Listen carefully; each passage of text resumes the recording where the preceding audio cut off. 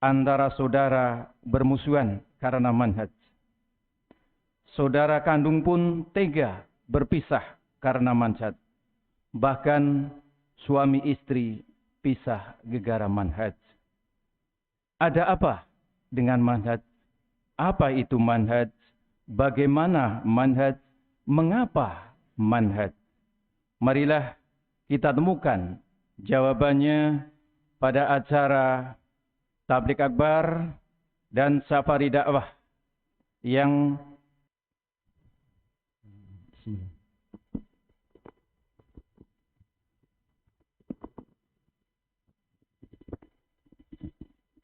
Assalamualaikum warahmatullahi wabarakatuh.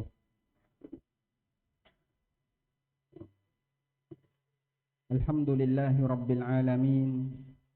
Wassalatu wassalamu ala ashrafil mursalin Nabiyyina wa maulana Muhammadin wa ala alihi wa sahbihi ajma'in. Wa ashhadu an la ilaha illallah wahdahu la syarika lah. Wa ashhadu anna Muhammadan abduhu wa rasuluh. Salawatu rabbi wa salamu alaihi wa ala alihi wa ashabihi wa man sara ala nahjihi wa stanna bi sunnatihi ila yaumiddin. Alhamdulillah, puji syukur kita haturkan kehadirat Allah Subhanahu wa taala.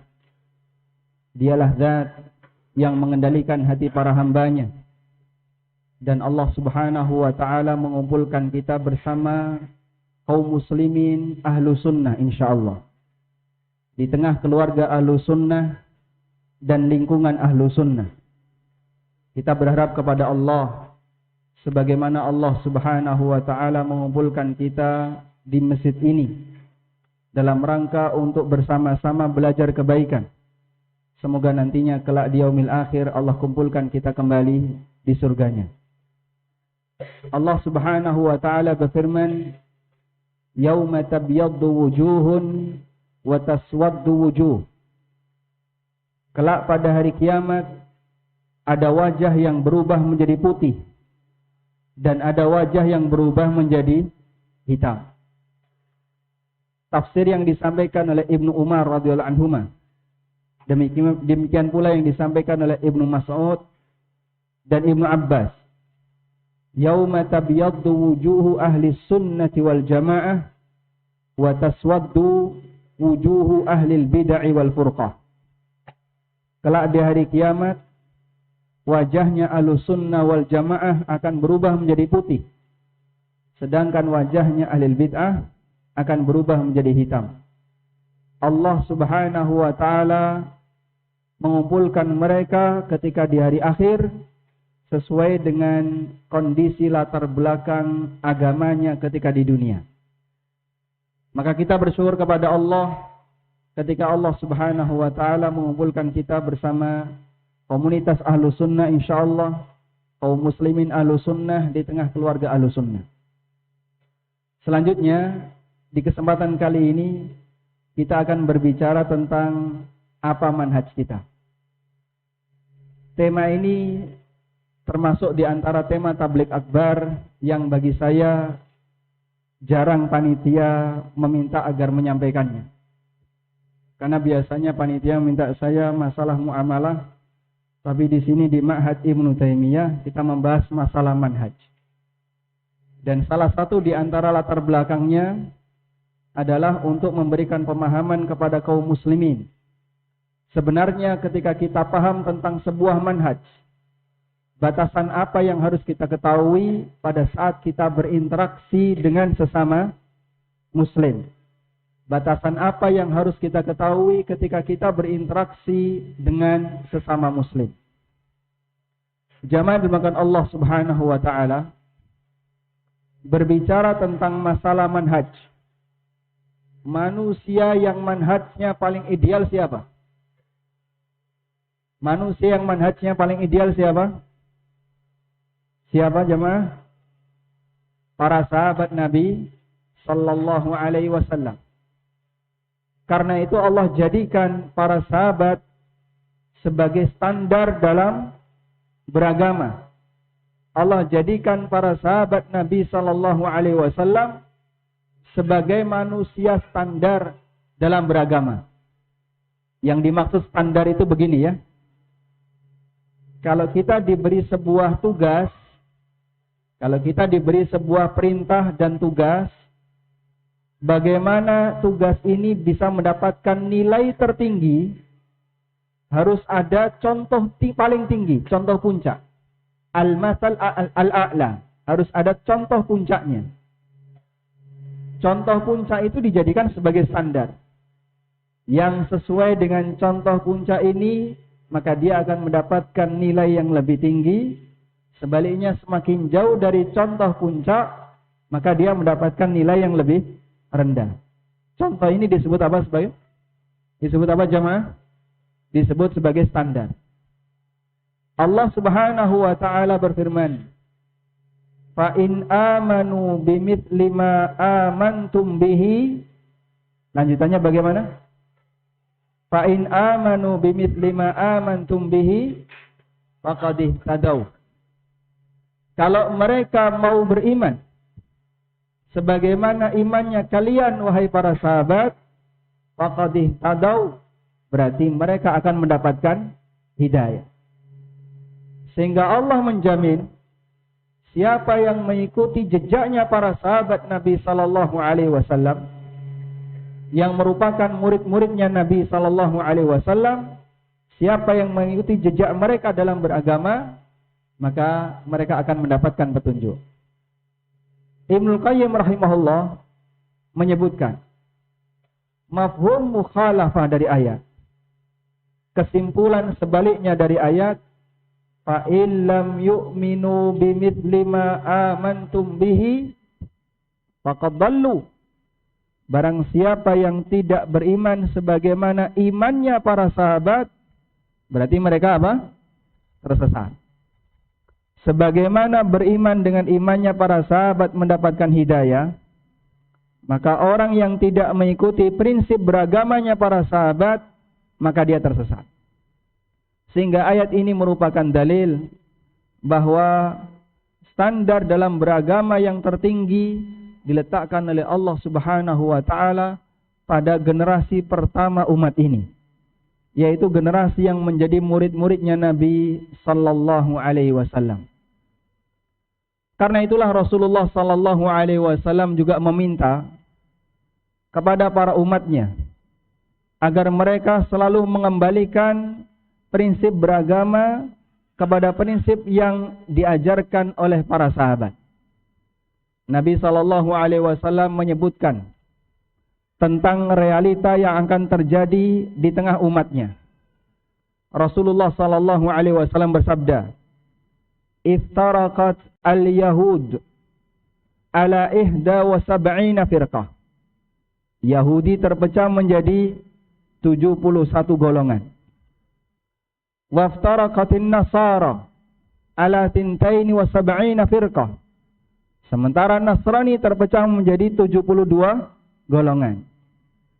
Wasataftariku ummati, lalu beliau katakan, wasa, dan akan terjadi. Sehingga waktu di zaman Nabi sallallahu alaihi wasallam peristiwa itu belum ada. Karena ketika Nabi sallallahu alaihi wasallam masih hidup, kana ummatuhum ummatan wahidah. Umat Rasulullah sallallahu alaihi wasallam hanya satu. Semuanya sepakat dengan satu kata sesuai dengan bimbingan Nabinya sallallahu alaihi wasallam.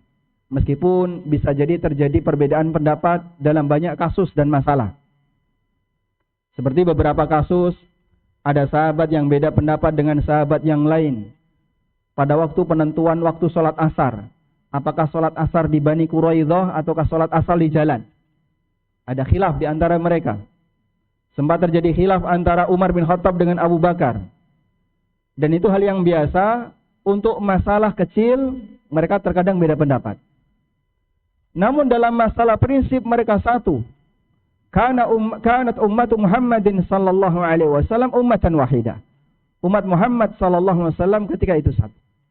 Ketika Nabi sallallahu alaihi wasallam masih hidup, semuanya satu prinsip. Maka beliau katakan, wasataftariku ummati ala 73 firqah. Dan umatku akan terpecah menjadi 73 golongan. Kalimat yang disampaikan Nabi Shallallahu Alaihi Wasallam ini bercerita tentang apa, jemaah? Realita yang akan terjadi di masa depan.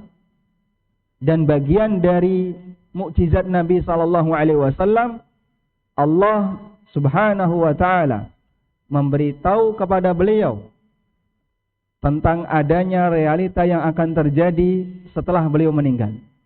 Akan ada A, akan ada B, akan ada C.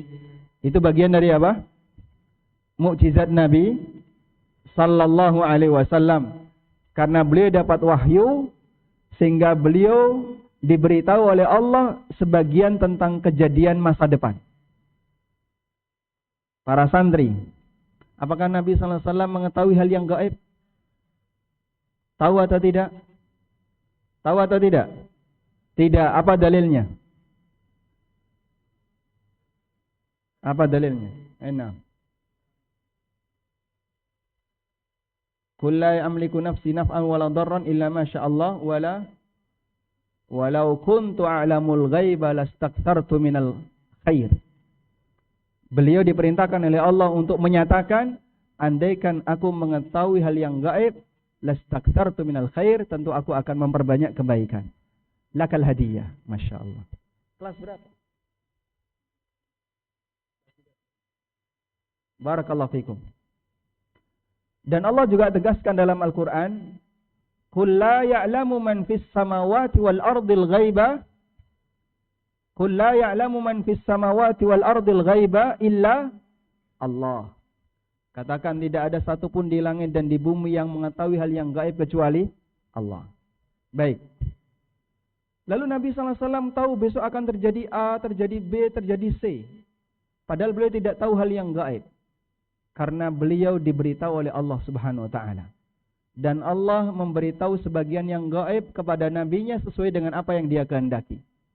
Alimul ghaibi wasyahada fala yudhiru ala ghaibihi ahada illa man irtada mir rasul. Dia zat yang mengetahui hal yang gaib dan Allah tidak menampakkan hal yang gaib itu kepada siapapun kecuali illa man irtada minar rasul, kecuali Allah tampakkan kepada sebagian rasul yang Allah ridai. Baik, kembali ke sini. Nabi SAW mengatakan, wasataftariku ummati, dan umatku akan terpecah menjadi 73 golongan. Lalu beliau menyampaikan apa? Kulluha finnar illa wahida. Semuanya terancam neraka kecuali satu. Lalu beliau ditanya, siapakah satu orang yang selamat ini ya Rasulullah? Nabi SAW mengatakan, ma kana ala mithli anal yauma wa ashabi. Mereka yang mengikuti prinsip sebagaimana yang saat ini aku jalani dan yang dijalani oleh para sahabatku. Sehingga Rasulullah SAW jadikan untuk bisa menjadi satu kelompok yang selamat di antara 73 golongan tadi, maka syaratnya adalah kembali kepada prinsip yang diajarkan Nabi SAW dan para sahabatnya. Selanjutnya jamaah dimuliakan Allah, mengikuti prinsip seperti inilah yang kemudian disebut oleh para ulama dengan istilah manhaj. Disebut oleh para ulama dengan istilah manhaj. Karena ketika orang mengikuti prinsip tertentu, fahuwa nahaja ala syai'in, berarti dia menempuh sebuah perjalanan tertentu. Maka prinsip yang diikuti disebut sebagai manhaj, metodologi dalam beragama. Tayyib. Oleh karena itu, ketika kita berbicara manhaj, maka cabangnya banyak. Karena masalah ibadah itu cabangnya banyak. Mencakup seluruh lini kehidupan manusia. Sehingga ketika kita berbicara manhaj, maka di situ ada pembahasan manhaj dalam mencari ilmu, manhaj dalam berakidah, manhaj dalam bermuamalah, manhaj dalam beribadah, manhaj dalam berinteraksi dengan keluarga, manhaj dalam A, dalam B, dalam C, dalam D, dan seterusnya. Sebab manhaj itu sifatnya global. Semua prinsip agama yang diajarkan oleh para sahabat, itulah manhaj. Dan seorang muslim dituntut untuk bersikap proporsional. Jadilah muslim yang ideal. Sebagaimana kamu ingin selamat dalam masalah akidah, dengan mengikuti akidahnya para sahabat. Kau juga harus selamat dalam masalah ibadah, dan mengikuti bagaimana cara beribadahnya para sahabat. Demikian pula kau juga harus punya manhaj dalam masalah muamalah, dengan meniru bagaimana cara bersahabat dalam bermuamalah. Tidak boleh kemudian saya manhaj akidahnya ini, tapi untuk dalam masalah muamalah saya mengikuti yang ini. Campur-campur kayak gini nggak ideal. Dan bagian dari ciri ahlul bid'ah, mereka mencampur adukkan dalam permasalahan manhaj. Kita bisa ambil contoh. Mu'tazilah itu memiliki penyimpangan. Dengan aneka penyimpangan yang merupakan rangkuman dari banyak sekte. Dalam masalah takdir, Mu'tazilah mengikuti Qadariyah. Dalam masalah asma was sifat, dalam masalah asma dia ikut Jahmiyah.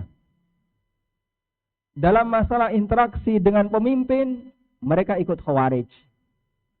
Dalam masalah menilai orang yang berbuat dosa besar, mereka juga ikut Khawarij.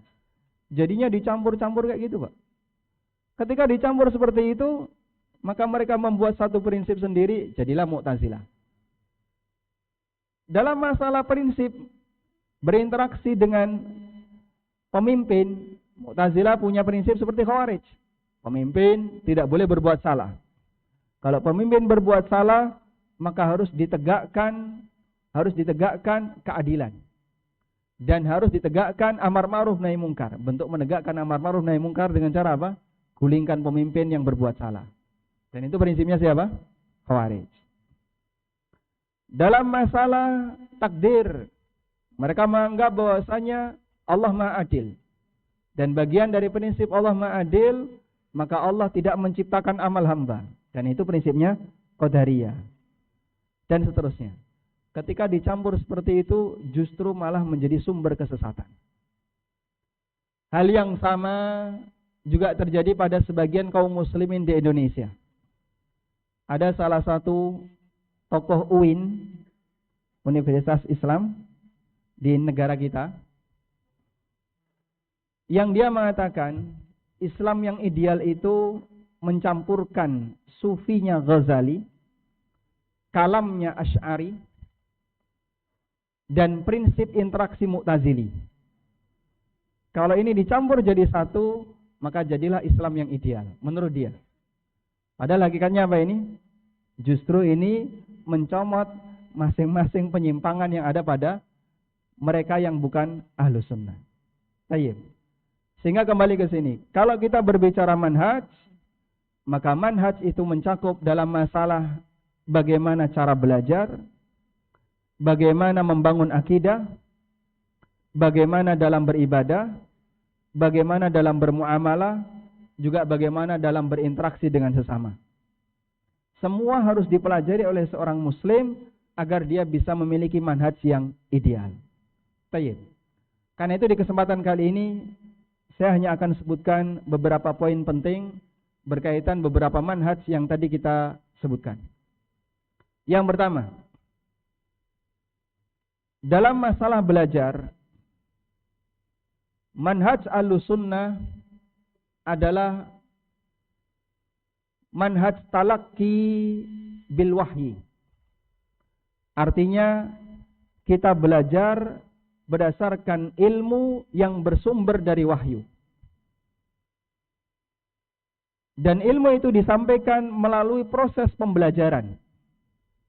Sebagaimana yang disabdakan Nabi SAW, innamal ilmu bitta'allum. Sesungguhnya ilmu itu didapatkan melalui proses pembelajaran. Kita tidak mengenal istilah mendapatkan ilmu melalui mimpi. Kita tidak mengenal istilah mendapatkan ilmu melalui bisikan wangsit. Atau mendapatkan ilmu melalui bertapa. Tapi kita mendapatkan ilmu melalui apa jamaah? Melalui proses belajar. Kalau ada sisa minuman yang dimiliki oleh seorang tokoh agama, ini kalau diminum jadi pintar atau tidak? Ada hubungannya nggak Pak? Tidak. Dan kita tidak mengenal prinsip seperti itu. Metode kita dalam belajar adalah melalui talaki. Seorang murid belajar kepada guru, yang guru ini belajar kepada guru sebelumnya, dan begitu seterusnya hingga nyambung sampai pada para sahabat dan Rasulullah sallallahu alaihi wasallam. Baik. Dan kita punya prinsip, bukan syarat dalam belajar harus bersanad. Ada sebagian kelompok yang dia mensyaratkan untuk belajar ilmunya wajib bersanad. Kalau enggak bersanad ilmunya batal. Sehingga dia ketika belajar harus punya sanad, syaratnya mutasil, dan itu melalui proses mangkul. Jadinya ada 3 istilah, MMM, musnad, mangkul, mutasil. Kalau enggak kayak gini ilmunya batal. Insya Allah jamaah tahu ya, yang mengikuti prinsip kayak gini. Dan ini menyebabkan mereka punya pemahaman, siapa yang ilmunya tidak melalui 3M, M3, maka ilmunya batal, dan ketika ilmunya batal, amalnya batal. Oleh karena itu orang ini sama saja dengan tidak beramal, sehingga dia keluar dari Islam. Ini kelompok Islam jamaah. Alhamdulillah Ahlus Sunnah tidak mengenal prinsip semacam ini. Sanad dibutuhkan untuk masalah validitas. Apakah sebuah hadis itu valid ataukah tidak? Dan ketika sudah termaktub dalam buku yang ditulis oleh para ulama berkaitan dengan masalah hadis, maka tingkat validitas bisa dicek melalui buku yang sudah dikodifikasi oleh para ulama. Baik. Kemudian jamaah dimuliakan Allah, dalam manhajut talaqi kita mengedepankan wahyu dibandingkan logika. Karena tidak mungkin agama ini dibangun dengan sumber logika. Dalam manhaj talaqi belajar, kita mengedepankan wahyu dibandingkan logika. Karena tidak mungkin agama itu dibangun di atas prinsip apa? Logika. Logika bisa menilai sebuah kebenaran, tapi tidak bisa dijadikan sebagai sumber kebenaran. Paham, Pak? Saya ulang ya. Prinsip yang benar dalam menanggapi logika, di buku ini saya tulis. Bagaimana cara yang tepat dalam menyikapi logika.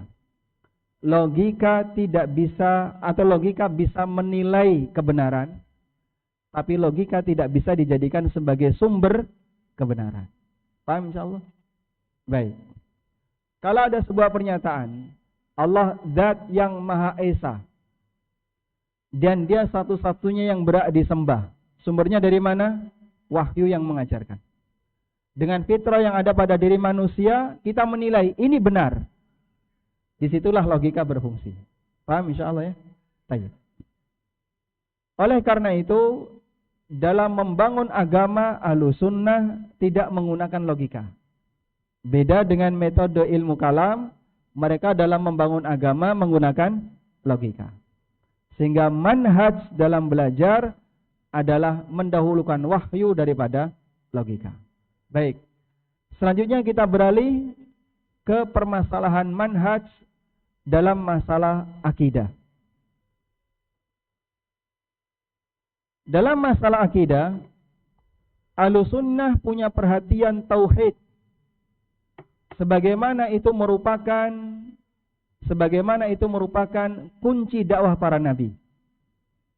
Nabi Muhammad sallallahu alaihi wasallam dan para nabi yang lain diutus oleh Allah Ta'ala, dan mereka dakwah yang pertama menyampaikan apa?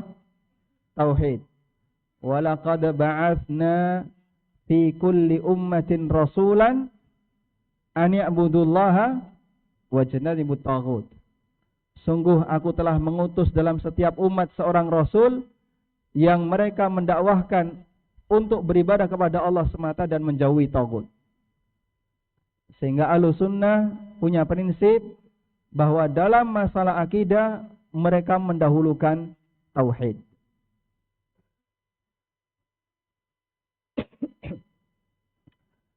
Tayyib.